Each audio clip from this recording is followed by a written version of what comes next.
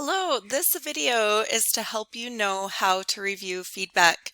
It's super important to make sure you're reviewing feedback.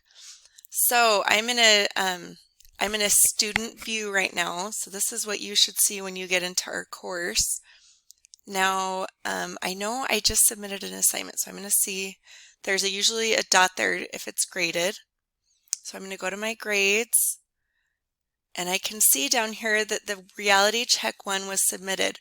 So if I want to view this, now this shows that it's submitted but not graded yet. So I guess I forgot to put a grade on there, but usually you'll see a grade there. If I want to see the comment, I can click here. So this is the comment that you would see. Okay. But the real place you want to click is just right here on the assignment, because this is how you can view what I've written on it. So you can see the comment here also. You can respond to the comment right here if you want. And I will see this comment, okay? But if you view feedback, you're going to actually be able to see your assignment, okay?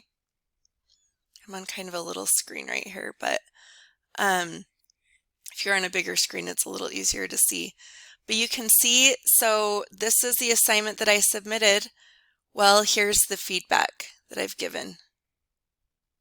Yeah, make sure you're on a bigger screen. I'm just doing this for the video's sake, but I leave little comments in here like, can you give more details? So this is something maybe you would have missed, but you'll know why, and you'll be able to see the comments, make sure to show the problem correctly. So I do this on all the reality checks. I leave you feedback, and then you can go back and you can resubmit the assignment, okay?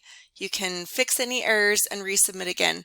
So reality checks and study skills actually make up 12% of your grade, and that's something you can get 100% on, because I'll let you keep resubmitting if you have any errors. So make sure that you're going to grades and that you're reviewing the feedback. So I try to leave really good feedback on those reality checks so that you can see what you did wrong and understand how to do it correctly and then resubmit.